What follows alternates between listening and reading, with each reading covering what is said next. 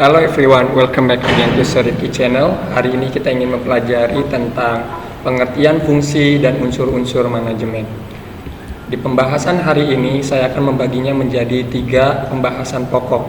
Yang pertama adalah pengertian manajemen menurut para ahli. Nanti akan diklarifikasi oleh George Robert Terry, Ricky W. Griffin, dan yang ketiga ialah Lawrence Apley.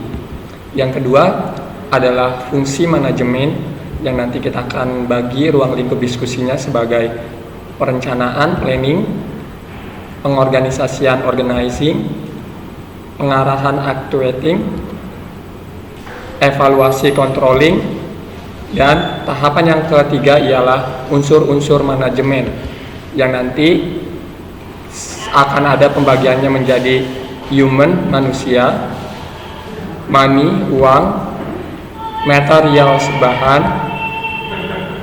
mesin, methods, metode, dan yang keenam adalah market, terakhir adalah pasar. Yang pertama kita mau membahas tentang pengertian manajemen menurut para ahli oleh George Robert Terry. George mengartikan manajemen sebagai proses khas dari beberapa tindakan seperti perencanaan, pengorganisasian, penggerakan, dan pengawasan. Seluruh tindakan tersebut bertujuan mencapai target dengan manfaat semua sumber daya yang tersedia. Lalu Ricky W. Griffin memaparkan bahwa manajemen menurut para ahli ialah proses perencanaan, organisasi, koordinasi, dan kontrol pada sumber agar tujuan tercapai secara efektif dan efisien. Efektif di sini dimaksudkan untuk mencapai sesuatu terencana, dan efisien berarti bahwa manajemen dilakukan secara cermat, terorganisir, dan tepat waktu. Lalu menurut Lawrence Apley ialah manajemen sebagai keahlian dalam membangkitkan orang lain agar bersedia melakukan sesuatu. Tak harus seseorang, keahlian manajemen juga dapat dimiliki oleh organisasi maupun kelompok. Secara umum, pengertian manajemen merupakan suatu seni dalam ilmu dan pengorganisasian seperti menyusun, perencanaan, membangun organisasi dan pengorganisasiannya, penggerakan serta pengendaliannya atau pengawasan. Bisa juga diartikan bahwa manajemen merupakan suatu ilmu pengetahuan yang sistematis agar dapat memahami mengapa dan bagaimana manusia saling bekerja sama agar dapat menghasilkan sesuatu yang bermanfaat bagi orang lain maupun golongan tertentu dan masyarakat secara luas. Secara etimologis di sini ialah pengertian manajemen merupakan seni untuk melaksanakan dan mengatur. Manajemen ini juga dilihat sebagai ilmu yang mengajarkan proses mendapatkan tujuan dalam organisasi.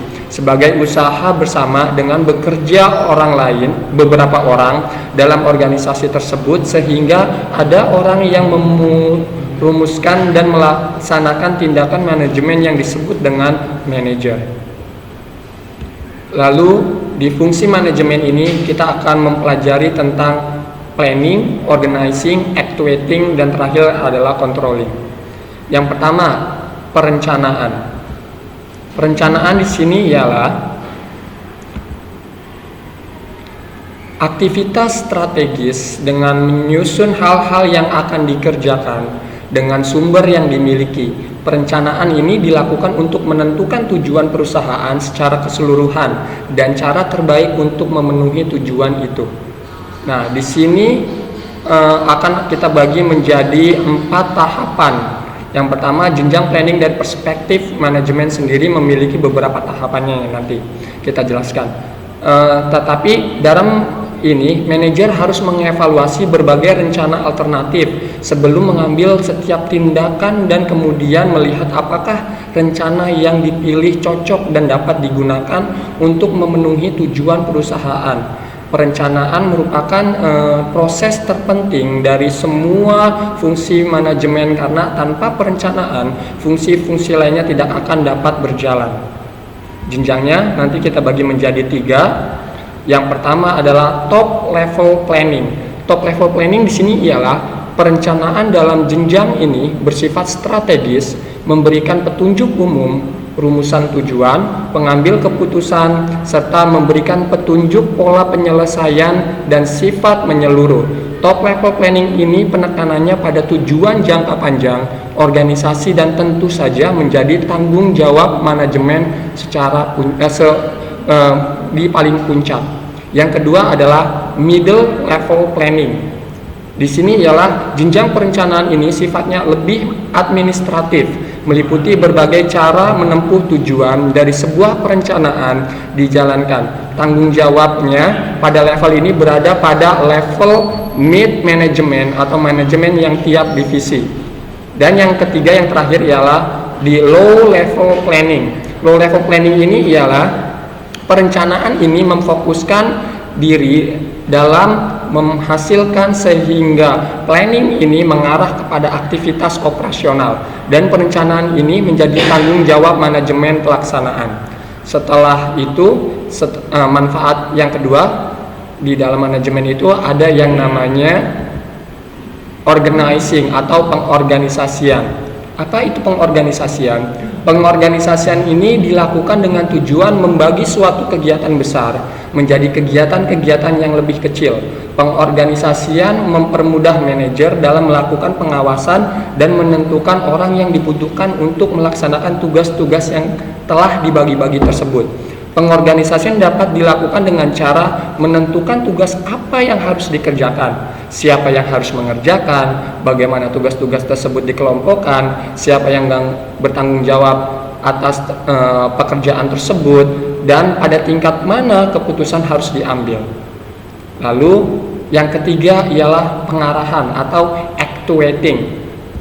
Dalam actuating ini, pengarahan adalah suatu tindakan untuk mengusahakan agar semua anggota kelompok berusaha agar dapat mencapai sasaran sesuai dengan perencanaan, manajerial, dan usaha. Dalam proses ini dibagi menjadi 3 tahapan pengarahan. Yang pertama ialah dalam proses pengarahan atau actuating, kita bisa melihatnya pertama membimbing dan memberi motivasi kepada pekerja supaya bisa bekerja secara efektif dan efisien. Yang kedua, memberikan tugas serta penjelasan secara rutin tentang pekerjaan. Dan yang terakhir dalam pengarahan actuating bisa meliputi proses kegiatannya ialah menjelaskan semua kebijakan yang sudah ditetapkan. Dan yang keempat, evaluasi atau kita sebutnya controlling. Apa itu controlling ataupun evaluasi? Evaluasi ini dilakukan setelah proses kerja dilakukan. Pada proses ini, kinerja dinilai apakah sesuai dengan planning. Pada tahap ini, manajemen mengevaluasi keberhasilan dan efektivitas kinerja, melakukan klarifikasi dan koreksi, dan juga memberikan alternatif solusi masalah yang terjadi selama proses kerja berlangsung. Controlling fungsi pengawasan ini bisa berjalan efektif jika hal-hal yang akan kita jelaskan ini diperhatikan secara baik dan benar. Yang pertama ialah routing. Apa itu routing? Manajer harus bisa menetapkan cara atau jalur guna bisa mengetahui letak di mana sesuatu sering terjadi suatu kesalahan. Yang kedua, scheduling. Apa itu scheduling? Manajer harus bisa menetapkan dengan tegas kapan semestinya pengawasan itu dijalankan. Terkadang pengawasan yang dijadwalkan tidak efisien dalam mengemukakan suatu kesalahan, dan sebaliknya yang dilakukan secara mendadak terkadang malah lebih berguna. Yang ketiga ialah dispatching. Apa itu dispatching? Manajemen dalam hal ini akan melakukan penyampaian terkait evaluasi kinerja kepada unit delegasi. Pihak manajer akan menyampaikan kesalahan dan solusi perbaikannya. Yang terakhir dalam proses evaluasi atau controlling ini bisa disebut dengan follow up. Follow up itu yaitu proses tindak lanjut dan penyampaian informasi. Masalah yang disampaikan dan didiskusikan selanjutnya bertindak lanjut sebagai upaya perbaikan kesalahan kinerja. Dan tahap yang ketiga dalam materi hari ini ialah unsur-unsur manajemen. Dalam unsur manajemen ini Eh, kita tahu setiap perusahaan harus memiliki unsur-unsur untuk membentuk sistem manajerial yang baik. Unsur-unsur inilah yang disebut unsur manajemen. Jika salah satu di antaranya tidak sempurna atau tidak ada, maka akan berimbas dengan berkurangnya upaya untuk mencapai tujuan organisasi atau perusahaan. Unsur-unsur tersebut diantaranya adalah sebagai berikut. Yang pertama yaitu adalah human atau manusia. Human atau manusia dalam manajemen ini adalah faktor manusia adalah yang paling menentukan. Manusia yang membuat tujuan dan manusia pula yang melakukan proses untuk mencapai tujuan. Tanpa adanya manusia, maka tidak ada proses kerja, sebab pada dasarnya manusia adalah makhluk kerja. Yang kedua ialah money atau uang. Uang merupakan salah satu unsur yang tidak dapat diabaikan. Uang merupakan alat tukar dan alat pengukur nilai. Besar kecilnya hasil kegiatan dapat diukur dengan jumlah uang yang beredar dalam sebuah perusahaan. Oleh karena itu, uang merupakan alat atau tools yang penting untuk mencapai dengan berapa uang yang harus disediakan untuk membiayai gaji para tenaga kerja, alat-alat yang dibutuhkan dan harus dibeli, serta berapa hasil yang akan dicapai dari sebuah organisasi. Yang ketiga ialah materials atau bahan. Materials terdiri dari bahan setengah jadi atau raw material dan bahan jadi. Dalam dunia usaha, untuk mencapai hasil yang lebih baik, selain manusia yang ahli dalam bidangnya juga harus dapat menggunakan bahan atau materi-materi sebagai salah satu sarana. Sebab materi dan manusia tidak dapat dipisahkan, tanpa materi tidak akan tercapai hasil yang dikehendaki. Yang keempat ialah mesin atau machine. Ialah dalam kegiatan perusahaan, mesin sangat diperlukan. Penggunaan mesin akan membawa kemudahan atau menghasilkan keuntungan yang lebih besar serta menciptakan efisiensi kerja. Yang kelima ialah method. Dalam pelaksanaan kerja yang diperlukan untuk melakukan metode-metode kerja ini. Suatu tata cara kerja yang baik akan memperlancar jalannya pekerjaan. Sebuah metode dapat dinyatakan sebagai penetapan cara pelaksanaan kerja dengan memberikan berbagai pertimbangan-pertimbangan dari sasaran, fasilitas yang tersedia, dan penggunaan waktu serta uang dan kegiatan usaha. Perlu diingat, meskipun metode baik, sedangkan orang yang melaksanakannya tidak mengerti atau tidak mempunyai pengalaman, maka hasilnya tidak akan memuaskan. Dengan demikian, peran utama dalam manajemen tetap manusia itu sendiri. Yang terakhir ialah market atau pasar. Market atau pasar ialah memasarkan produk. Tentu sangat penting, sebab bila barang yang diproduksi tidak laku, maka proses produksi barang akan berhenti. Artinya, proses kerja tidak akan berlangsung. Oleh sebab itu,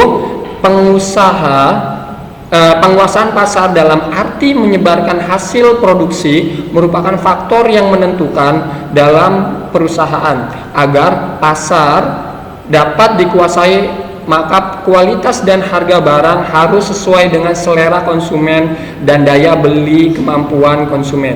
Jadi kalian bisa melihat apa itu pentingnya human, manusia dalam unsur-unsur manajemen adalah seperti ini. Unsur-unsur manajemen uang itu seperti yang tadi saya sampaikan. Lalu material seperti ini.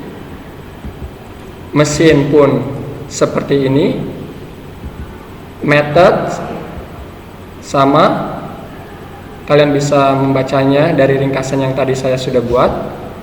Market pun seperti ini. Oke, unsur-unsur manajemen menjadi hal mutlak dalam manajemen karena sebagai penentu arah perusahaan dalam melakukan kegiatan perusahaan. Selain itu, laporan keuangan juga menjadi penunjang dalam melaksanakan proses manajemen. Kini Anda dapat membuat laporan keuangan dengan mudah menggunakan software akuntansi seperti jurnal. Dengan menggunakan laporan keuangan dari jurnal, Anda dapat lebih mudah melakukan kegiatan manajemen. Hari ini kita sudah mempelajari tentang apa itu pengertian manajemen, apa itu manfaat dari manajemen, dan apa itu unsur-unsur dari manajemen. Mungkin hari ini kita akhiri pelajaran ini. Jika materi ini bermanfaat, silakan like, share, dan jangan lupa komen. Sampai jumpa di materi berikutnya. See you.